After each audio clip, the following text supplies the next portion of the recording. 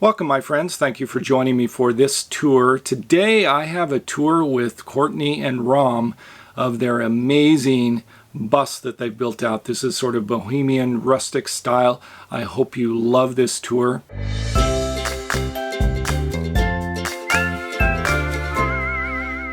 Hey guys, this is Rom. And I'm Courtney, and we have the Wrong Way Home.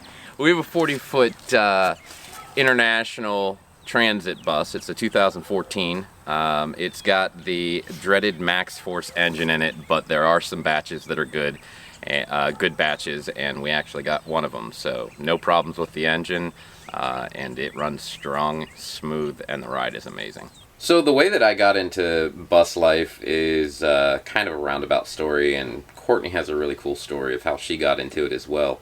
On my end of things, I actually built bus conversions. I used to build multi-million-dollar homes, and just there was no joy in it. It was great pay, and you know, I liked the end product, but the individuals that I was building for just weren't as grateful as the people that came to me with a dream and a vision behind what they wanted to do with not just their home but their life, and it kind of integrated. So I've built, at this point, this is bus 39 for the amount of buses that I've built. Bus conversions, helped with or built out completely, and this is, like we said before, the fifth in this particular The second one that you've built. yeah, second one that I've built for the Wrong Way Home, which I'm now part of.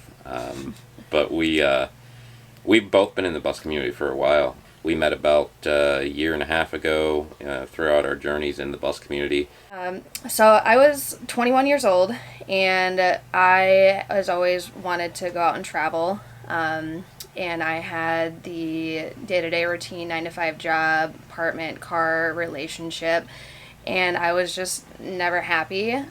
So I had actually made a split decision, and I had sold all my things. I sold my car, I left my relationship, and I packed a bag and I flew to Alaska. Never going to Alaska. I was just like, I'm going to Alaska.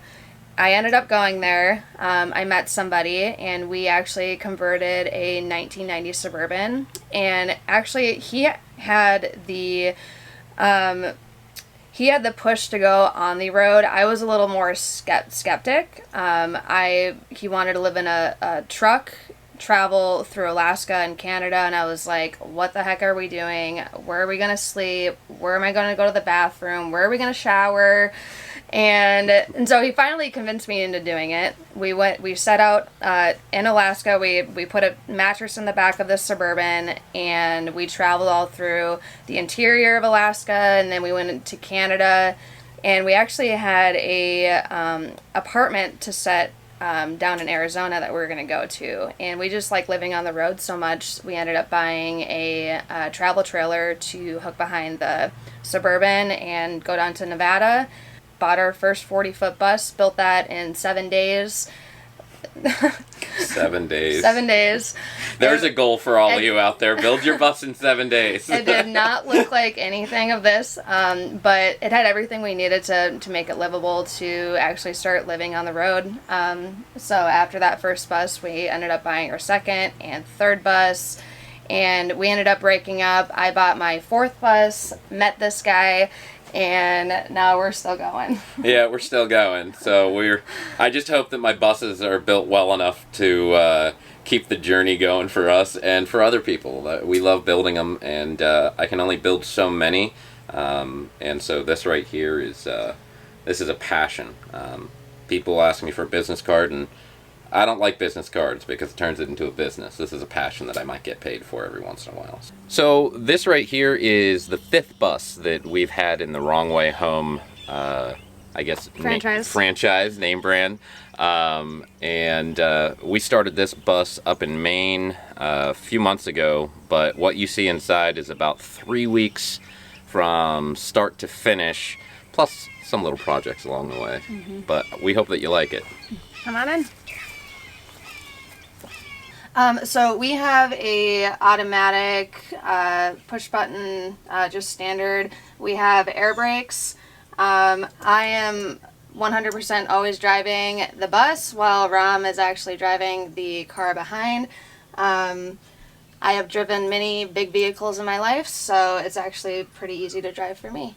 So over here, I have my desk. We actually built this by getting a live edge piece, and we actually took a old sewing machine base, and we took the legs off, and Rom actually built me a custom desk, because I do work full-time on the road in marketing and administration for a promo company, so this was definitely essential for me to have on the road. So this stove right here is actually a really cool stove, and there's a story that goes along with it. But this stove is from 1895. It is an antique, but it's in great condition, and we use it all the time. We found this on Facebook Marketplace, and we picked it up in Maine for a little bit under $100. Hand-painted Mexican tile, and there's some back and forth of how to affix tile in a bus because it's moving. But I guarantee you, it's easier than you think. The way that you affix tile is the same in a tiny home / bus conversion as you do in a standard home build. But the thing that's a little bit different about it is when you lay down your tile, you really want to make sure that the thin set that you're using is sealed up, that it's waterproof after the fact, which is a process that you do after you grout. But when you apply the grout, you really want to make sure that you're using the right trowel size and that you have the right amount of grooves. You're going to go one way and then you're going to do what they call back buttering. So you'll have grooves going one way. You want to back butter your tile the opposite direction. So when you place it down, it creates an air pocket that actually sucks the tile down and adheres to the concrete board underneath. So when you're doing that, you just really want to make sure that you don't have any air gaps left once you push that down. The air gaps will pull it in, you give it a little bit of a twist, and it will adhere really well to the substrate or the concrete board underneath of it.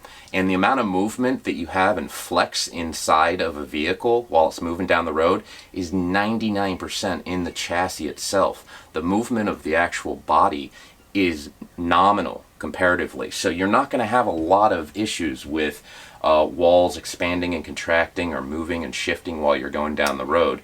You just want to make sure that you're using some thick plywood behind there and that you're using concrete board behind that. Use the proper type of screws and use some pretty strong thin set between or underneath your tiles. So we had found this couch on Walmart.com actually, and we actually went with the standard couch just because it already folded into a bed. And when we were actually building the bus, we were actually on deadline. So a lot of the stuff in here is actually already pre-assembled that we didn't have to actually build out. But I love this couch because of the color. I saw it online. It was very retro, which kind of really goes with my style of like retro, boho, rustic feel. And we love it so far. I mean, it's comfy. We slept on it for the first 2 weeks when we were building this bus because we were actually living in the bus while we were building it. And it was up in Maine, and it was right by the wood stove, so easy to get up and restock it, and kept us nice and toasty in the middle of Maine. So yeah, so it was really convenient, and it's pretty dirty right now. Yeah. we need to clean it soon. So moving into the kitchen over here, this is kind of one of the big things that Courtney wanted in this bus was a big kitchen. She loves to cook. She loves to have space to spread out and work and do the things that she wants to do, and she definitely wants storage for food. So that is something that's nice because when we're out in the middle of nowhere, we have ample storage for food, which was one of the big things she wanted so that we didn't have to run back and forth into town all the time. Like we stated earlier, some of this was prefabricated. We actually got all of the cabinet uppers and lowers pre-assembled from, I believe it was Home Depot. And we did that just because we had a time deadline that we had to get out of the build space that we were in. So that cut down a lot of our build time in the kitchen. But this sink right here was a custom fit sink that originally was an under counter, but we ground it off and set it in. These are 3-inch live edge slabs, 3-inch thick live edge slabs that we sourced up in Maine and hand cut in the middle of the forest in Maine and put them down and fixed them underneath. The 4-burner stove that we have over here is a great addition to any bus build, if you have the room for it, get them. They're fantastic. We got this one on Facebook Marketplace for like $40. It's a $400 stove. We got it for like $40.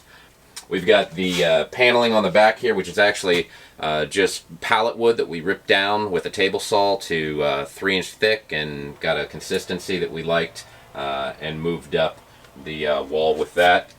So one of the cool things that we've done over here is an access hatch, which actually goes to the shower and to the sink over here for our hot and cold water. So access panel, once you put it in there, it locks right into place just with friction at this point, but we'll put some latches on it here when we have a little bit more time. But it's nice. Anywhere that you have a junction point, you want to make sure that you have access to it after the build. So if anything were to go wrong or I needed to replace something, I'm not ripping out a whole wall to do it. Access panel. All right, moving over to the fridge here. This is an actual 120 or 110 actually fridge. So this runs right off of regular house power. If you guys were to do this, you'd need to set up your bus and your electrical for that to be something that you can do. So we have 1400 watts of solar on the top, and we have 6 190 glass mat deep cell batteries. So those, really, you're looking a little bit over half-life of those batteries. You're looking at about 100 usable amp hours per battery. So that charges, and we can run this right off of that. So we have a short hallway that goes right here, and actually right in the back of this wall is our bathroom. So right here is our bathroom. We're about 90% done here. We put in a full-size shower that we got at Lowe's or Home Depot. It's just a stand-up shower, and it seems to work really good so far. I haven't had any problems with it. Over here, we are going to be putting in a composting toilet. We're probably just going to do the 5-gallon bucket with the sawdust and separate urine thing. And then up here we just have storage for our bathroom stuff. But other than that, it's just a small little bathroom. All right, quick little run through here for you guys. So we have our solar system. Again, everything's about 99%, 90% done in this. We actually have a step down that we're going to be installing in this right now, because we have 24 volt panels up top. So we're going to have a 24 volt step down that comes into our MPPT controller right here. And then we're going to run down here. This is a 5,000 watt inverter. And we also have an on-off switch for our water pump, so that doesn't run while we're on the road. If we don't want it to, we can shut it down to do maintenance, which is a really good thing to do for you guys. And down below, we actually have 4 of the 6 batteries, and below this little nightstand over here are 2 more batteries. So we actually have everything run under the bus and up through the subfloor all the way up into this little control space right now. A little messy with the wires at this point until we get everything put in, but then it will all be stapled to this and put into neat order so that we can trace and follow everything along. If we ever have it break in the system, we need to figure out where it's at. So back here is our bedroom. We ended up deciding to go with a queen-size bed. It's a memory foam mattress, and it gives us a lot of room. Yeah, we got storage underneath of it as well. And actually the water holding tank, we have a 100-gallon tank for fresh water underneath it here, along with some storage for tools and things like that that we need, extra storage for clothing. Really, it's just an open space at this point, but eventually where the curtain is that's down here hiding everything, we're just going to put our put some pull-out drawers in there and make organization a little bit easier. So you can follow us on Instagram, Facebook, at The Wrong Way Home. We will be starting a full-time vlog YouTube soon under The Wrong Way Home, so stay tuned for that. We also do custom builds, and I'll let Rom go more into that. Yeah, custom builds, again, best way to contact us, since I don't do the business card thing because it's a passion, not a business for me and for her. You can follow us, like she said, The Wrong Way Home on Instagram, Facebook, even TikTok. Courtney's got a TikTok out there, and she does that for The Wrong Way Home as well. So any consulting that you guys need done, or any help with builds, full builds, partial builds, I'll teach you how to do it. along with actually doing it with you. Yeah, and we don't know when this bus is going to be going up for sale, but it will be going up for sale soon. So if you are interested in this bus, feel free to contact us. Thank you so much for watching. I hope you enjoyed this tour. If you're looking for contact information for Rom and Courtney, you can look in the description below, and I'll have all of the links there. Their bus is for sale. If you're interested, you can contact down below, and I'll put something in there once it's sold. Thank you so much for watching today. I hope to see you in a future video.